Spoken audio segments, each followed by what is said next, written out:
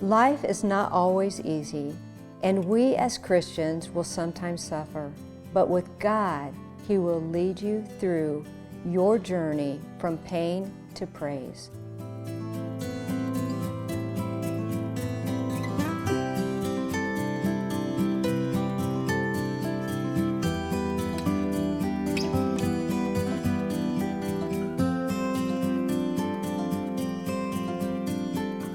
Known for their unique style that blends tight family harmony with their acoustic instruments, Grand Ole Opry members, the Isaacs, Lily, Ben, Sonya, and Becky have encouraged millions through their own trials, faith, and music.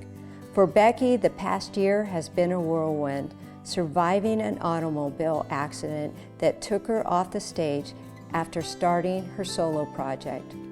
Those songs pulled her through the tough times that hit number 4 on the Billboard Bluegrass Chart.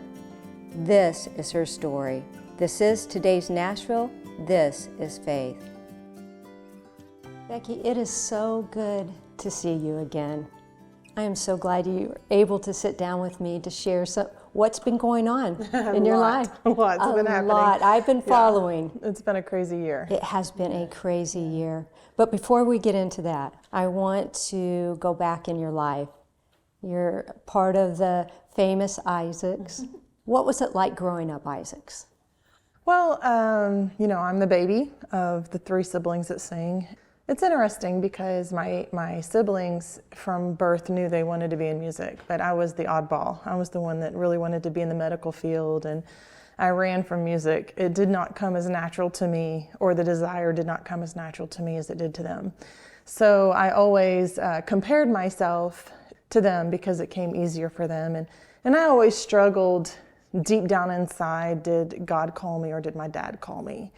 Because from the moment we were born, we could sing 3-part harmony. As soon as he discovered I could play the guitar, he put one in my hand. And so... How old were you then? Well, I started singing, honestly, about 3. Our first recordings, I was about 3. And we did our first trio record when I was about 7. But we sang on records when I was 5 and 6. And I started playing guitar at 11. Yeah. Guitar at 11. Mm-hmm.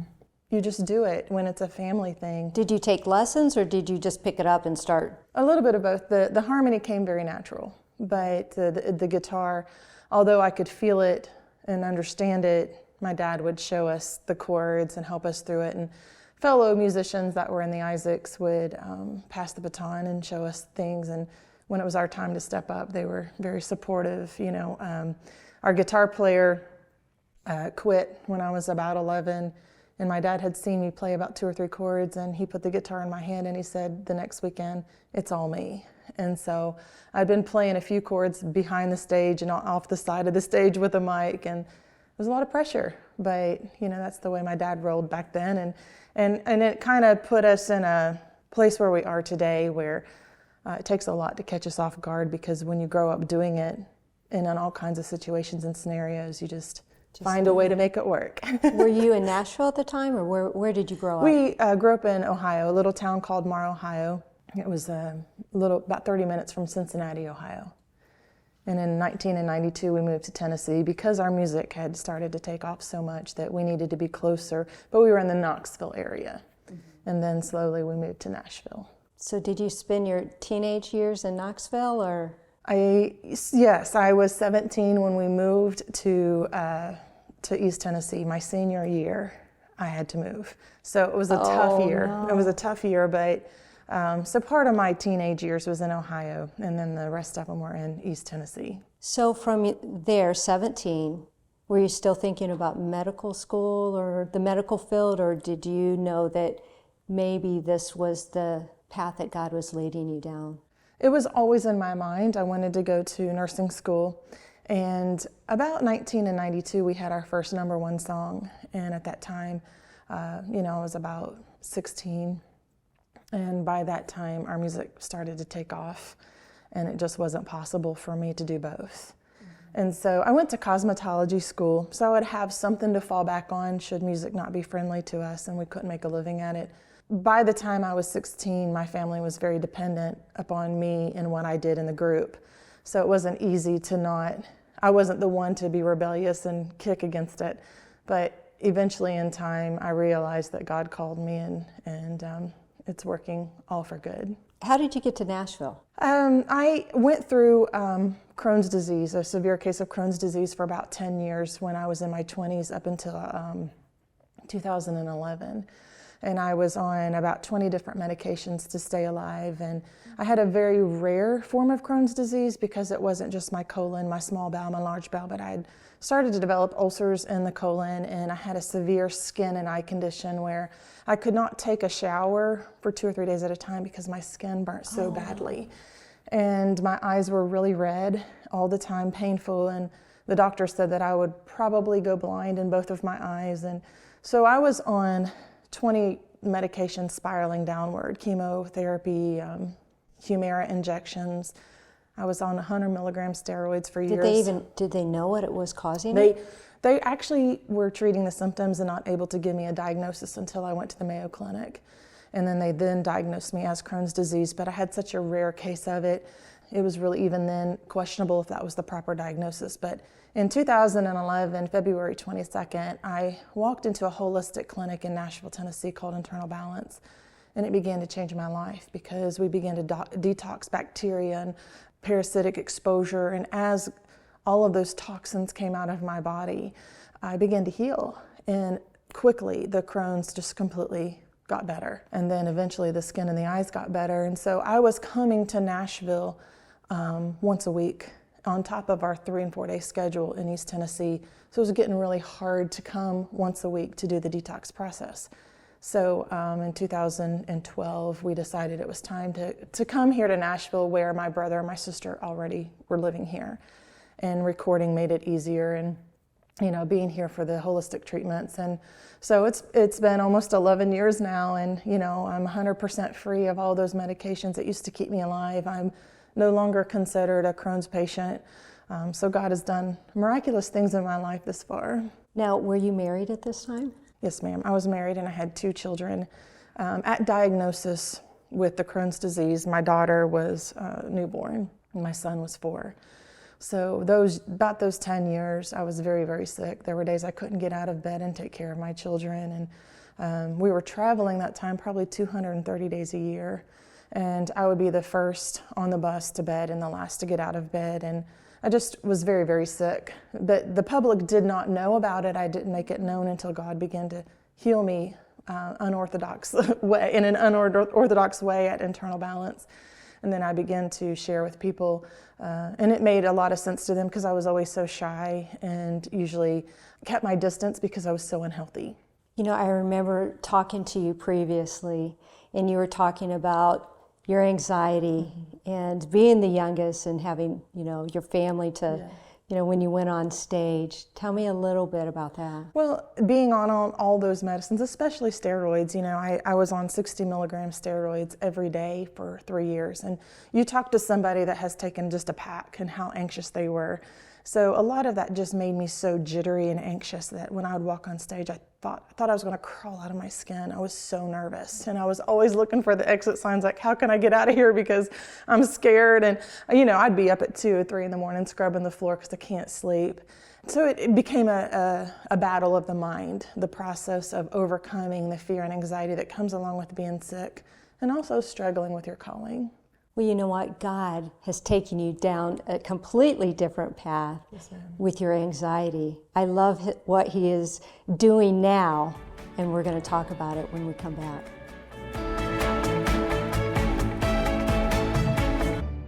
Becky, as you think back of where you started from and the growth and the path that God has led you down and your family, the Isaacs, from your perspective, can you share just that path and when the doors and everything that you've been through with your music with the Isaacs? Well, I think somewhere along the way you grow up a lot. You go to counseling, you read a lot of self-help books, you dig in the Word of God, and somewhere along the way you decide that the greatest failure is not trying at all. Not trying and not succeeding I'd rather try and not succeed than to allow my anxiety and fear to keep me from trying at all. I remember one specific time we were going to the Ryman to perform, and for some reason that day I was so anxious about everything. The whole drive to the Ryman, I kept saying, I'm trying.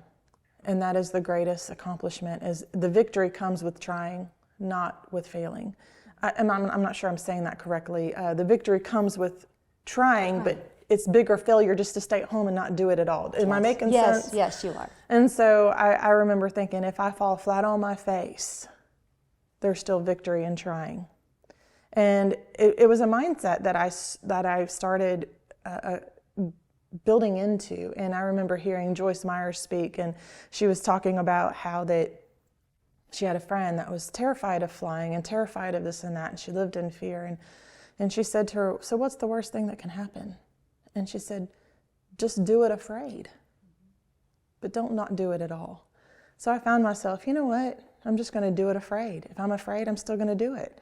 And so you plow through those life-changing situations, and next thing you know, you've raised the bar of what you're afraid of next. And then so the worst thing you can do is stay at home and not do anything. Tell me about your relationship with Jesus. It's grown and grown and grown. And through every tragedy, God has shown me through triumph how He speaks my love language. I think people underestimate God and they compare themselves to other people. Well, God didn't do that for me, so I'm not as close to the Lord as they are.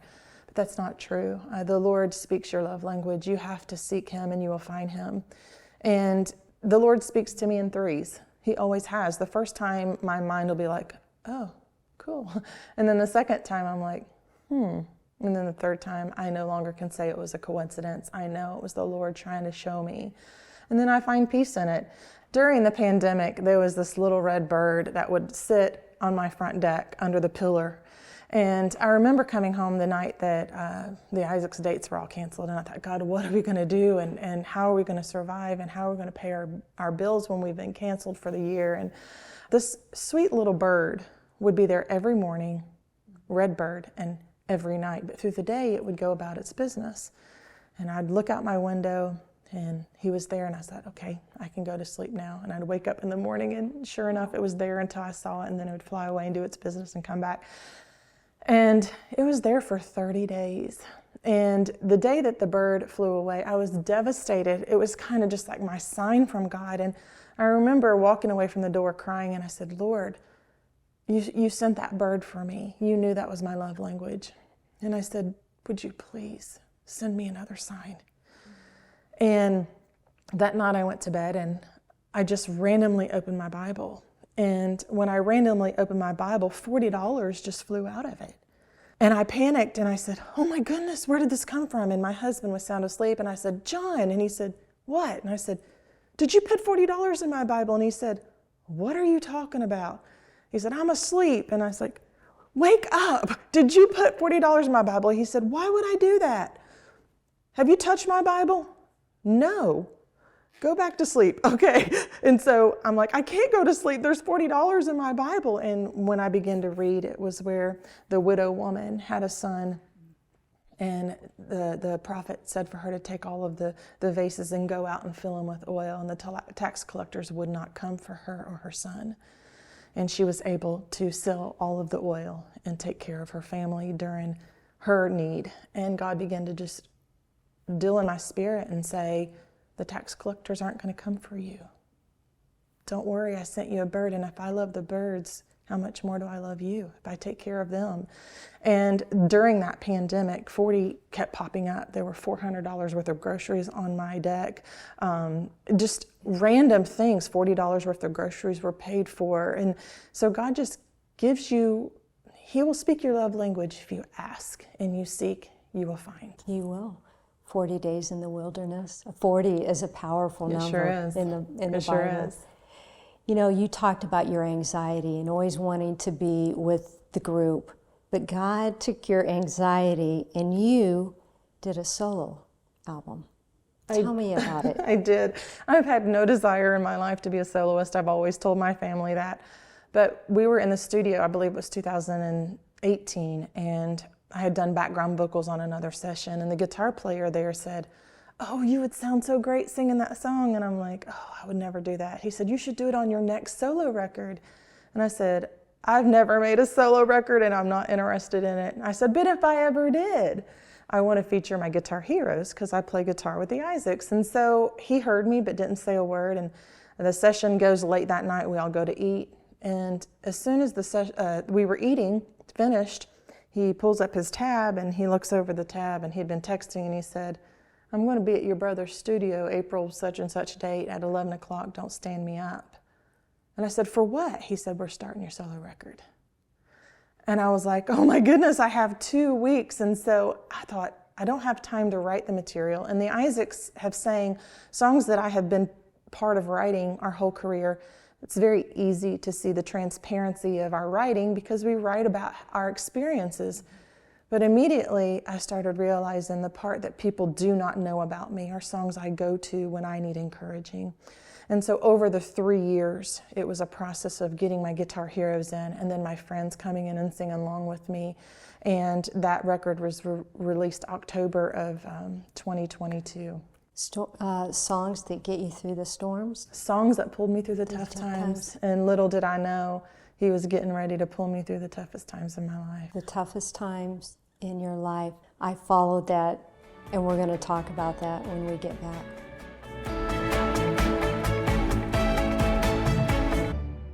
Becky, this past year has been one of your toughest years. Tell me about it. So in October of 2022, I finally released this record that took 3 years to make, and featuring my friends like Dolly Parton, Vince Gill, Alison Krauss, Ricky Skaggs, my friends, and guitar player and heroes. And it was out about 5 weeks when we go into the Christmas season of the Isaacs. And on December 15th, we were in the middle of our Christmas tour and was home. And I decided before bus call that night at 10 o'clock that I was going to go to the store and get a couple Christmas presents for some fellow bandmates. And on my way to the store, a gentleman, an 81-year-old man, crosses the traffic and hits me head on. And he passed away. But the wreck was, it was very scary. I was cognitive the whole time, and I knew what was going to happen. I had a choice to make. Did I want to go into the ditch and him T-bone me and flip me, and I probably would not have made it, or just stay the course and be hit head on, and that's what I chose to do, and the police said it saved my life. But he was going over 55, and I was able to slow down to 40, so there was about a 90-mile impact, a 90-mile-an-hour impact, and unfortunately the dashboard hits me at the knees and pins my legs in and breaks both of my legs. Both of my tibia bones were broken, and 3 ribs. And I come to in the car, and first of all, the first reaction is, oh my goodness, I'm alive. And the second reaction is I look over into the passenger seat and remember at the last minute my daughter had decided to meet me. She was going to drive separate and meet me there. And I just began to weep and cry and thank Jesus. And then the shock comes in, and I'm trying to get out of the car. And I was able to get the door open about 6 inches, but all of the smoke and everything was happening, and I thought the car was going to catch on fire, so I started to hyperventilate. And these 2 ladies are able to come to the car, and a gentleman. And at the point of them opening the door, I start to get out, and I realize I'm severely injured. And so I just said to them, I'm injured, but do what you have to do and get me out of this car. And they were able to set me down on the road and move me to the side, but immediately the EMT workers went to the other gentleman trying to save his life. And at that point, I was able to get the left leg a little bit straightened without severe pain, but I had to inch this right leg, which was completely just dislocated and severed. And long story short, I have a plate and 9 screws in the right leg, and I have a meniscus tear, which we're working through right now. But I was 8 weeks in a wheelchair, absolutely no weight bearing. It was touch and go. I remember following you, you know, and the updates that everybody was posting on social media. And yeah, it was a scary time. I mean, you really don't know what each day holds. And you know, when the doctors come in, he originally had said that it was 8 to 12 weeks with no walking at all. And I was devastated because this is over Christmas, the holidays, and then March 9th was our first date on tour with Reba McEntire, and I was so determined to be on that tour. And so he said to me, he said, if you can do this without pain medication, he said, you'll heal a lot quicker. And so from the day I was in the hospital until today, I've not taken any pain medication. And I began rehabbing. I went 7.5 weeks with no walking. I would pivot with my wrists and my body to get from side to side. And in and out of bed, they would lift me and those kind of things. And then February 1st, I began to stand for the first time, which was almost 8 weeks. And then February 2nd, I began to walk. February 3rd, I put the walker away. By the end of that weekend, I put the wheelchair away. And on day 8, I told my husband, get rid of all the medical equipment. I don't want it in the house.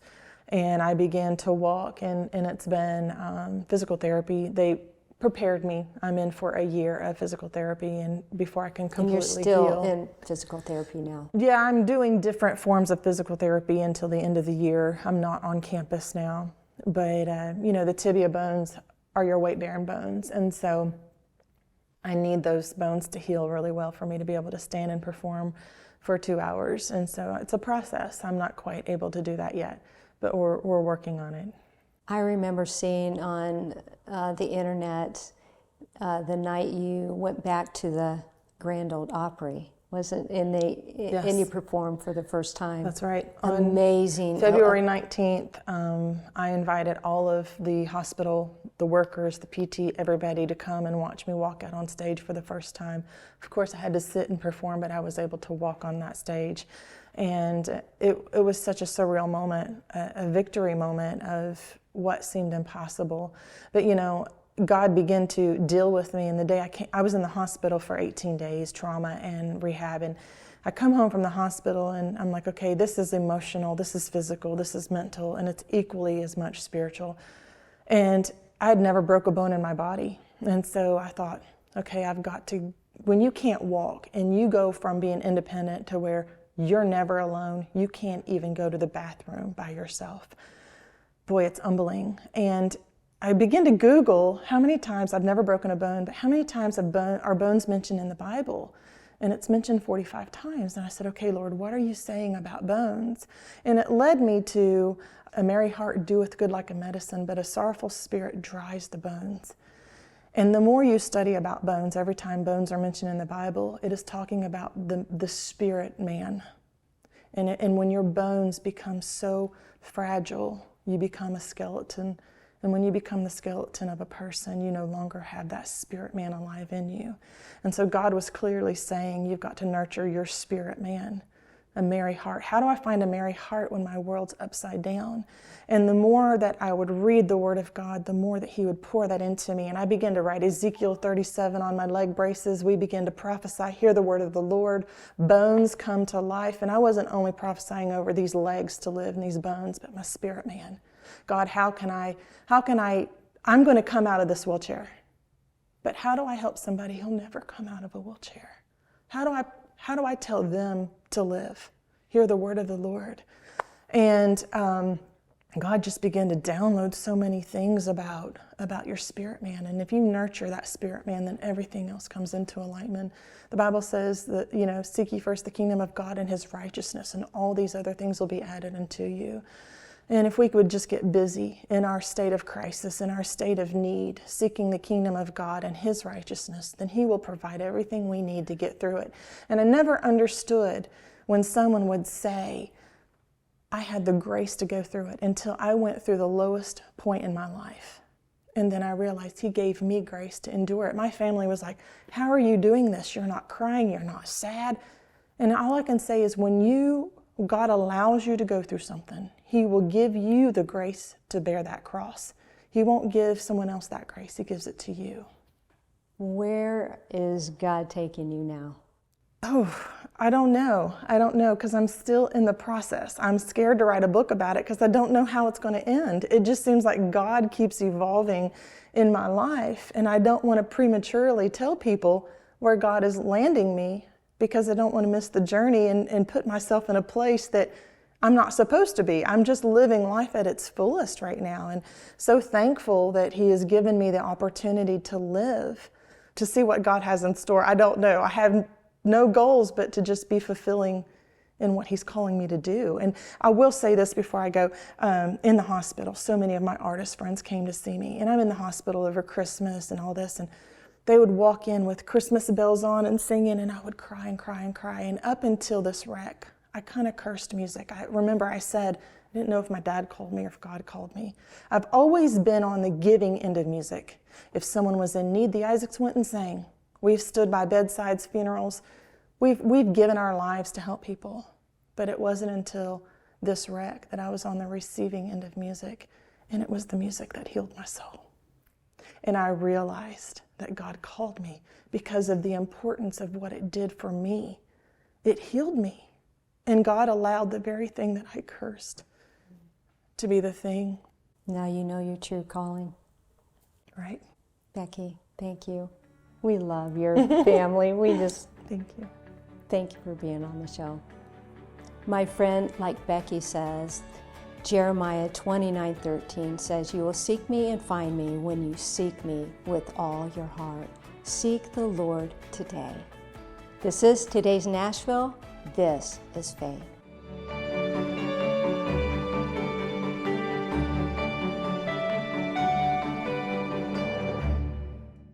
Cornerstone Television wishes to thank all our faithful viewers whose consistent prayers and financial support have made this program possible.